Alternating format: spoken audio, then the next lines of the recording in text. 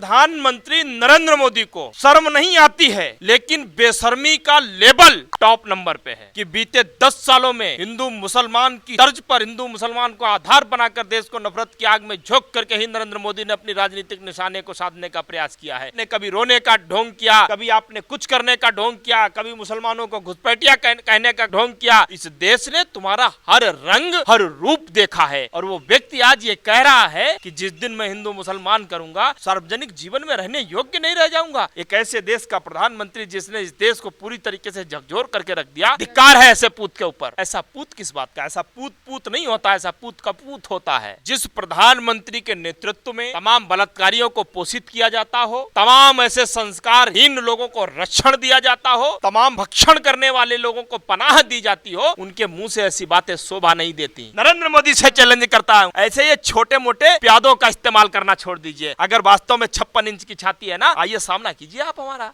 हर सवाल के जवाब देने के लिए जो है तैयार हूँ, प्रस्तुत हूँ, सज्ज हूँ, तुम्हारी तरह भगौड़ा नहीं हूँ।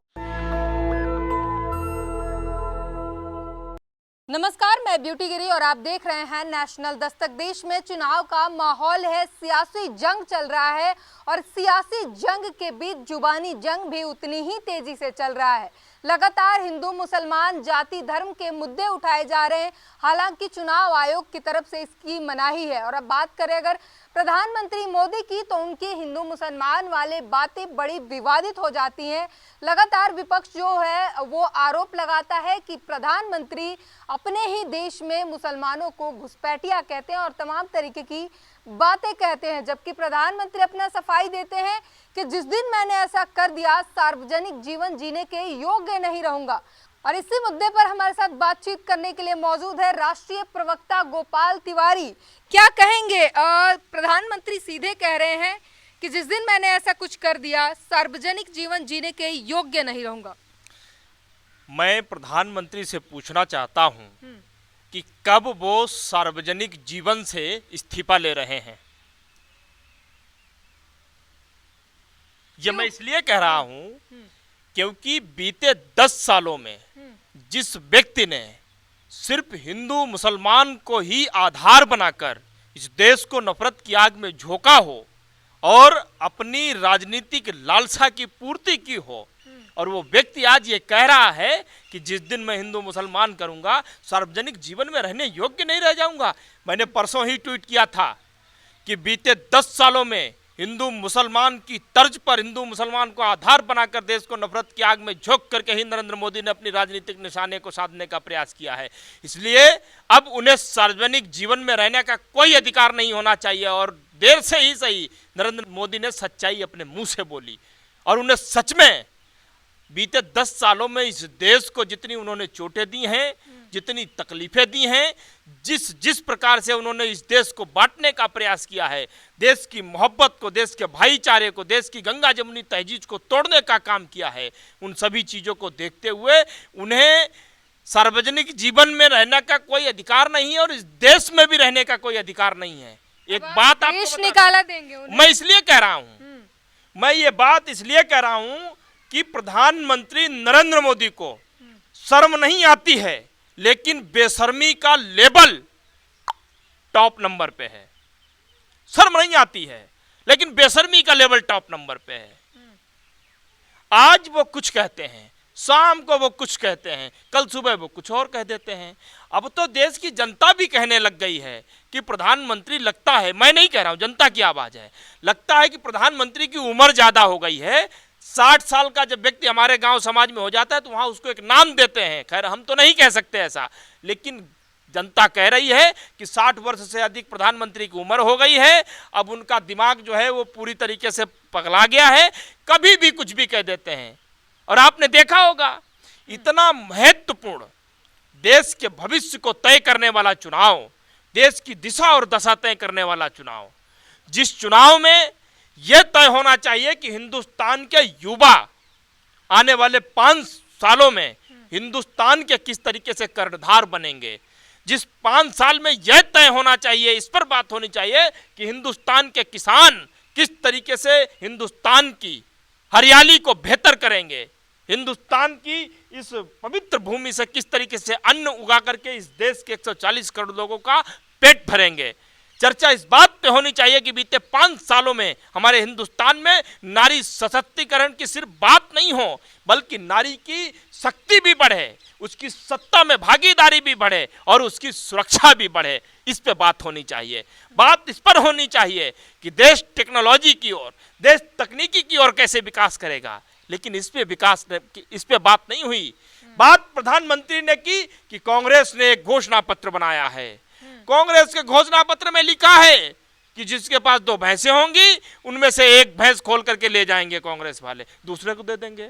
कांग्रेस पार्टी सर्वे करा लेगी, आपकी संपत्ति जो है घुसपैठियों को बांट देगी। और घुसपैठिया किसी और को नहीं कह रहे थे, देश के मुसलमानों को, जो ज्यादा बच्चे पैदा करते हैं। यह भाषा प्रधानमंत्री की होनी चाहिए। आप बताइए मुझे, एज ए पत्रकार, अभी आपकी उम्र में जो समझता हूं 25-26 वर्ष की होगी, क्या इस 25-26 वर्ष की जिस समय आप पत्रकारिता के चरम पर पहुंचने का ख्वाब देख रहे हो, उस वक्त में आपका प्रधानमंत्री इस अमर्यादित भाषा का प्रयोग कर रहा है, इस मतलब हीन भावना से ग्रसित शब्दों का प्रयोग कर रहा है, मतलब विक्षिप्त मानसिकता का परिचय दे रहा है। क्या आपको लगता है एक ऐसे देश का प्रधानमंत्री जिसने इस देश को पूरी तरीके से झकझोर करके रख दिया, उस देश में आपके पत्रकारिता के ख्वाब पूरे भी हो पाएंगे कभी?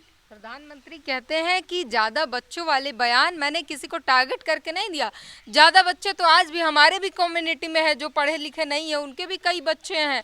और उसको वो कहते हैं कि ये जो मेरे बयानों को हर बार विवादित बना दिया जाता है, ये विपक्ष का काम है। विपक्ष को ही कह रहे हैं वो कि आप लोग उसको गलत प्रिटेंड कर देते हैं। प्रधानमंत्री के बयानों को विवादित बना दिया जाता है?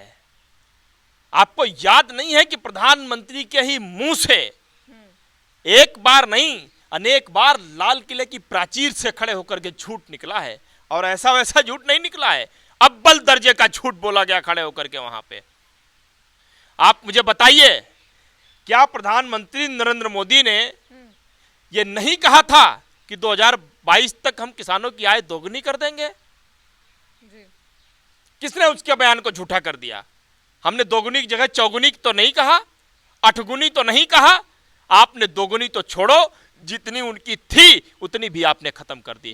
क्या बयान पर कांग्रेस, मैं क्या कह रहा हूं, क्या प्रधानमंत्री नरेंद्र मोदी के मुंह से यह नहीं निकला था हिंदुस्तान के बेरोजगारों को हर साल हम 2 करोड़ नौकरियां देंगे? नहीं निकला था क्या? क्या आपने दी? 2 करोड़ नौकरियां की तो छोड़ो, 2 लाख नौकरी भी आप नहीं दे सके, बल्कि जो नौकरियां थीं, जहां लोग नौकरियां कर रहे थे, आपने उन नौकरियों को भी खत्म करने का काम किया।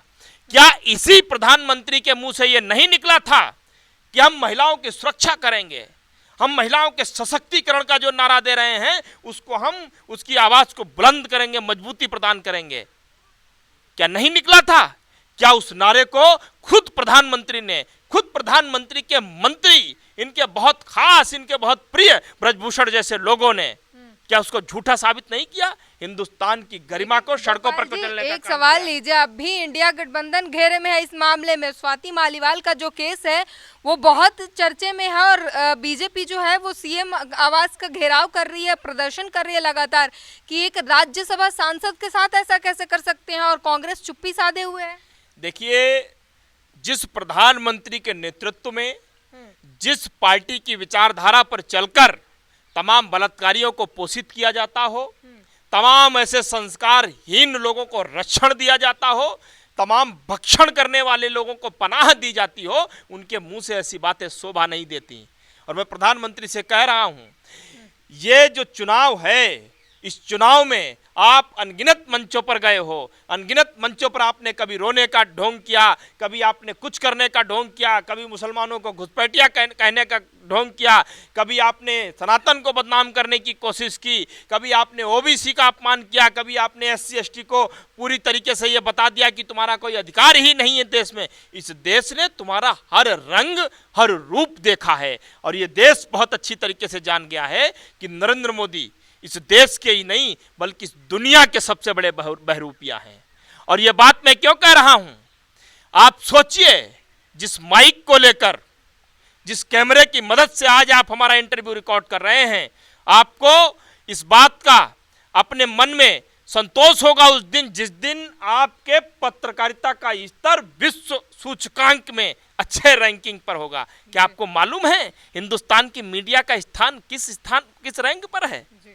शर्म आती है मुझे ये कहने पर, और शायद जिस वक्त मैं कह रहा हूं आपको भी दुख हुआ होगा कि इन्होंने तो मेरे ही प्रोफेशन की बात कर दी। ये किसके कारण हुआ?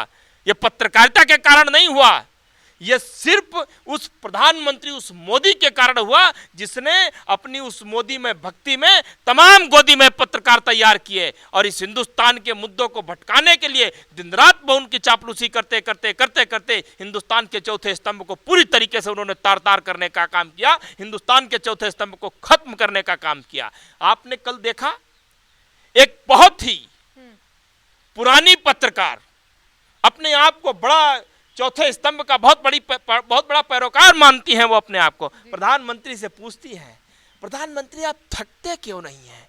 इतना बड़ा सवाल उन्होंने प्रधानमंत्री से पूछा। ये देश कर्जदार रहेगा रूबी का लियाकत का, इतना बड़ा सवाल पूछा जिस वक्त देश में त्राहिमाम मचा हुआ है इन्हीं प्रधानमंत्री की वजह से। आधार पूनावाला जैसे व्यक्ति से 10-10 हजार करोड़ रुपए लेकर के फर्जी कंपनी को वैक्सीन बनाने के लिए इन्होंने कहा, जिन ने आज कोविशील्ड लगवाई है वो दहशत में जी रहे हैं, उनको विश्वास नहीं है अपने ऊपर कि कब अटैक पड़ जाए, कब हमारी जान निकल जाए। आपने फाइजर जैसी कंपनियों को इस देश में नहीं आने दिया। और जब ये देश त्राहिमाम कर रहा है उस वक्त आप प्रधानमंत्री से ये पूछ रहे हो आप थकते क्यों नहीं हो? जेपी नड्डा वैक्सीन पर ही कहते हैं कि कांग्रेस जैसी झूठी मक्कार पार्टी कहीं नहीं देखी।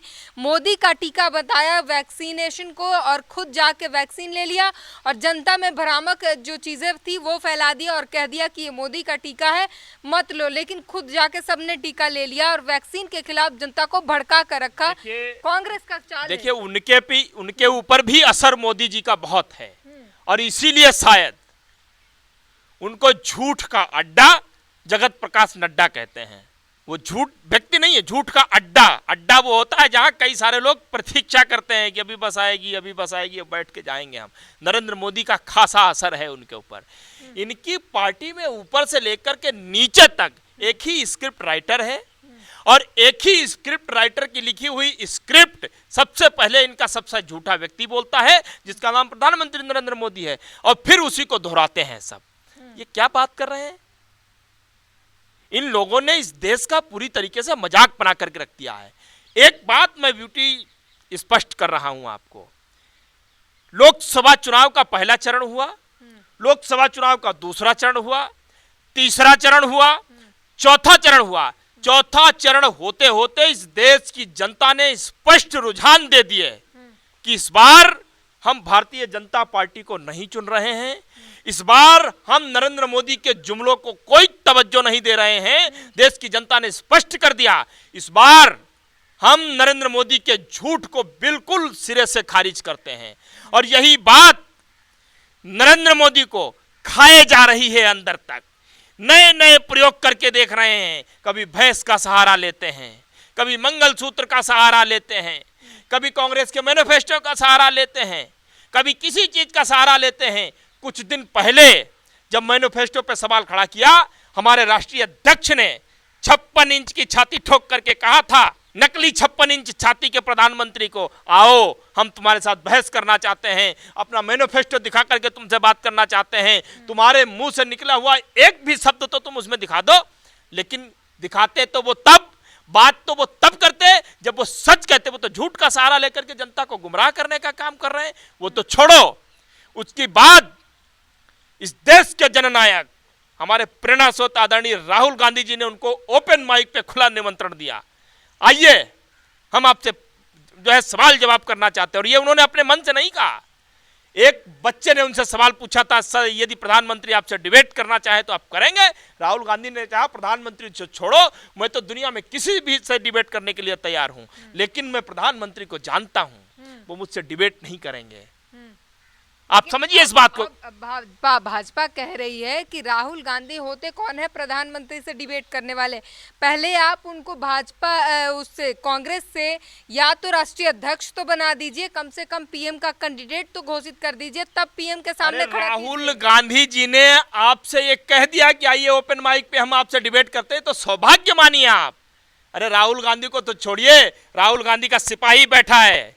प्रधानमंत्री को चैलेंज करके कहता हूं, आइए, राहुल गांधी का एक सिपाही, एक अदना सा कांग्रेस का कार्यकर्ता प्रधानमंत्री नरेंद्र मोदी से बहस करने के लिए तैयार है। आइए कीजिए आप मुझसे बहस। आप जिस दिन मुझे हरा देंगे उस दिन ये मैं मान जाऊंगा आप हमारे नेता को भी हरा सकते हो। भाजपा चैलेंज स्वीकार करती है, लेकिन कहती है कि प्रधानमंत्री नहीं होंगे वहां पर, भारतीय युवा मोर्चा के अध्यक्ष हैं वो रहेंगे, वो बात करेंगे। नहीं होने का क्या मतलब है? जिस आदमी ने 10 साल में एक प्रेस कॉन्फ्रेंस नहीं कर पाई हो, जनता का एक सवाल नहीं ले पाया हो, जनता के सवाल से भागा हो, और भागने की आदत तो खैर बचपन से है, घर छोड़ के भाग गए, धर्म पत्नी को छोड़ करके भाग गए, गुजरात छोड़ करके भाग गए, जब कहीं शरण नहीं मिली तो उत्तर प्रदेश में बनारस आए, बनारस ने आशीर्वाद दिया, बनारस का भी मटिया मेट कर दिया। तो आप भागते ही रहे पूरे जीवन भर। तो मैं तो कह रहा हूं कि आप छोड़िए, आप कर ही नहीं सकते हैं। राहुल गांधी से तो शायद आपको डर लगता होगा, राहुल गांधी से खौफ खाते होगे आप। अरे मैं कहता हूं कि एक राहुल गांधी का सिपाही बैठा है, आप उसी से बहस कर लीजिए। प्रधानमंत्री नरेंद्र मोदी से मैं कह रहा हूं, भारतीय जनता पार्टी से कह रहा हूं कि तुम्हारे इस पूरे स्ट्रक्चर में सबसे योग्य, सबसे बुद्धिमान व्यक्ति जो हो, वैसे तो तुम अपने आका को ही मानते हो, फिर भी मैं कहता हूं प्रधानमंत्री के अलावा भी यदि जिसमें कुव्वत हो, जिसमें हिम्मत हो, जो सबसे पढ़ा लिखा हो, सबसे बुद्धिमान हो, नरेंद्र मोदी की तरह ही सत्य को सत्य कहना जानता हो, उसको बुलाइए। ये गोपाल तिवारी उससे बहस करना चाहता है। स्मृति ईरानी कह रही है सेखी बघारने से बचिए, खाली सेखी बघार रहे हैं। एक आम सी कार्यकर्ता को हराने में तो असमर्थ रहे राहुल गांधी, डिबेट करने चले। देखिए, स्मृति ईरानी उस धारावाहिकों में ही बहुत अच्छा रोल करती हैं। हिंदुस्तान का लोकतंत्र, हिंदुस्तान की डेमोक्रेसी और हिंदुस्तान की राजनीति, ये वो टीवी का धारावाहिक नहीं है कभी सास भी बहू थी। ये लोकतंत्र है। यहां जिस लोकसभा से सांसद चुन करके जाता है, जिस विधानसभा से विधायक चुन करके जाता है, विधायक जो है तमाम ऐसे विधान को बनाता है, तमाम ऐसी विधायिका को बनाता है, और राज्यसभा जब लोकसभा जब चुन करके जाता है सांसद, तो जो है वो प्रधानमंत्री का चुनाव करता है, संसदीय दल का नेता चुनता है, तब जाकर के देश की नीतियां बनती हैं। तमाम ऐसी नीतियां बनती हैं जो देश को आगे आने वाले मार्ग पर प्रशस्त करने का काम करती हैं। ये मजाक नहीं है देश। और स्मृति ईरानी तो वो तो ड्रामा क्वीन है, बेहतर से बेहतर ड्रामा वो कर सकती हैं, क्योंकि उन्होंने जीवन भर ड्रामा किया और उन्हें बेहतरीन जो है ड्रामा करने का अवार्ड भी मिलना चाहिए, मिले भी होंगे उनको। कहती है राहुल गांधी भाग गए उनके डर से अमेठी छोड़ के। और मैं कहता हूं, मैंने तो एक कांग्रेस का सबसे ईमानदार, सबसे कर्तव्यनिष्ठ एक प्रत्याशी आपके सामने उतारा है। क्यों आप इतना डरी हुई हैं उससे? क्यों पत्रकार जब सवाल पूछ लेता है पब्लिक से और पब्लिक कह देती है कि नहीं, हमको तो अमित शाह की पब्लिक में 500 रुपया दे करके बुलाया गया था, 500 रुपये घंटे के मिले थे तो हम चले आए थे, तो आप उस पत्रकार के हाथ पांव तोड़ देते हैं, आप उसका सर फोड़ देते हैं। क्यों डर है भाई आपको इतना?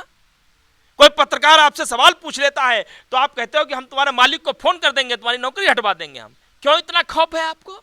चंद सवाल कोई पूछ देता है तो स्मृति ईरानी की स्मृति गायब हो जाती है, फिर वो यादाश्त नूरानी बन जाती है, फिर स्मृति ईरानी नहीं रह जाती है, स्मृति की स्मृति फट से गायब हो जाती है। कोई सवाल पूछ देता है और बात कर रही है राहुल गांधी से बात करने की।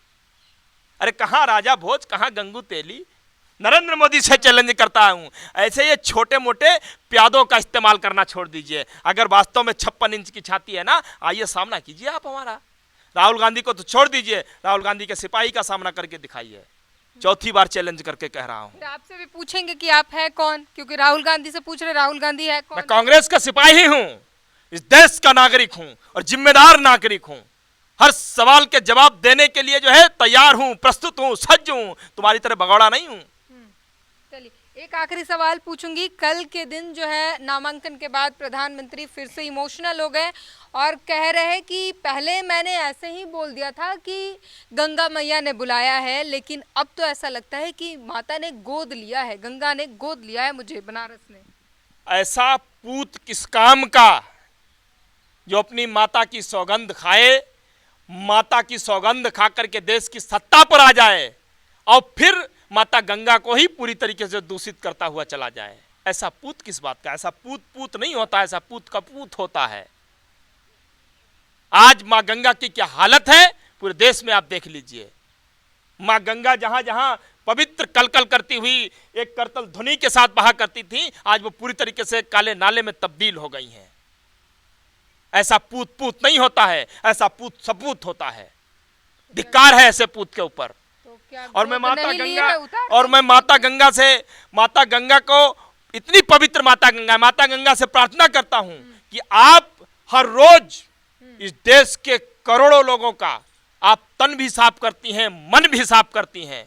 हमारे हिंदुस्तान पर झूठ, नफरत, अत्याचार, पापाचार, दुराचार से ग्रसित एक पूरी की पूरी मंडली स्थापित हो गई है। आप उसको भी साफ करने का काम कीजिए, उसको भी हटाने का काम कीजिए, और माता गंगा ये काम जरूर करेंगी, आप ये देख लेना। तो मतलब इस बार बनारस से प्रधानमंत्री का चांस नहीं है? बनारस बाबा शिव की नगरी है। त्रिशूल पे मैं थोड़ा सा ऐड करती हूँ, अगर आप कह रहे बनारस से चांस नहीं है और माता और कपूत की बात हुई है, तो ये भी होता है कि माता को माता नहीं होती, भले पूत कपूत हो जाए, तो अगर गोद लिया है तो माता को माता नहीं होगी। माता को माता कहने से ही माता थोड़ी हो जाती है। किसी को भी मैं कह दूंगा तो वो मेरी माता थोड़ी हो जाएगी। तो गंगा मैया माता नहीं है मोदी जी के? इन्होंने तो इस देश के मान सम्मान को अपनी बेटी बताया था। साक्षी मलिक याद है, विनीश फोगाट याद है, कहा था ये हमारी बेटी है, बेटी। क्या कोई अपनी बेटियों का यौन उत्पीड़न करने वालों को छोड़ता है क्या? क्या यौन उत्पीड़न करने वालों को टिकट देता है क्या? क्या जिता करके उनको संसद में लेकर के जाता है क्या? जवाब दीजिए आप मुझे इसका। ब्रजभूषण के टिकट तो कट गए, कहां मिला उनको टिकट? क्या उन्होंने हटाया? क्या उन्होंने इस्तीफा लिया? उनके बेटे को तो टिकट दिया। क्यों इतना डर गए ब्रजभूषण से आप? उस अदने से व्यक्ति को, अदने से गुंडे को, अदने से बलात्कारी को उठा करके आप जेल में नहीं डाल पाए, और कहते हो कि वो मेरी बेटियां थी। अरे जिन बेटियों ने इस हिंदुस्तान को गर्व की अनुभूति करवाने के लिए एक नहीं अनेक बार विदेशी सरजमी पर इस हिंदुस्तान को चमचमाते हुए मेडल दिलाने के लिए पहलवानों को धूल चटा दी, और वो अपने ही मान सम्मान के लिए जंतर मंतर की सड़कों पर जो है 37 दिनों तक ठोकरें खाती रहीं, दर दर भटकती रहीं, और आपने उनको सड़कों पर कुचलने का काम किया। और जिस दिन आप जिस देश के मान सम्मान, इस देश के गौरव को कुचल रहे थे सड़कों पर, उसी दिन एक बलात्कारी को, ब्रजभूषण जैसे गुंडे को आप जो है नए संसद में अपने साथ बगल में बैठा करके उसकी जो है पीठ थपथपाने का काम कर रहे थे। ये तो आपने भी देखा, और मुझे याद है आपको भी दुख हुआ था। यह है हमारा देश, यह है हमारा देश का प्रधानमंत्री जिसने हमारे देश का मान सम्मान बढ़ाया। आज वो अपने ही मान सम्मान के लिए दर बदर भटक रही हैं, अपने ही मान सम्मान के लिए रो रही हैं, अपने ही मान सम्मान के लिए गुहार लगा रही हैं। इसलिए मैं आपको कह रहा हूं कि बहुत हुई जुमलों की मार, बदल रही है जनता, ये भाजपा सरकार। तो आपने सुना भारतीय राष्ट्रीय कांग्रेस के जो है भारतीय युवा कांग्रेस के राष्ट्रीय प्रवक्ता गोपाल तिवारी को, और ये बेहद बेबाक है। युवा हैं और युवाओं के मुद्दों को लेकर, तमाम देश के मुद्दों को लेकर हर बार सड़क पर आपको देखने को मिल जाएंगे। बेबाकी से मुद्दों को उठाते हैं और प्रधानमंत्री से सवाल करते हैं, और अभी भी चैलेंज प्रधानमंत्री को कर रहे हैं, डिबेट के लिए, ओपन माइक के लिए निमंत्रण दे रहे हैं। इस पूरी बातचीत पर अपनी प्रतिक्रिया जरूर दीजिए। कैमरामैन आशीष के साथ ब्यूटी गिरी, नेशनल दस्तक। नेशनल दस्तक की आपसे गुजारिश है कि अगर इसको बचाना चाहते हैं तो नेशनल दस्तक को सब्सक्राइब करने के लिए रेड कलर के सब्सक्राइब बटन को दबाएं, फिर बेल आइकन की घंटी दबाएं। नेशनल दस्तक को बचाने के लिए बहुत जरूरी है कि हर खबर को शेयर करें, लाइक करें, कमेंट जरूर करें।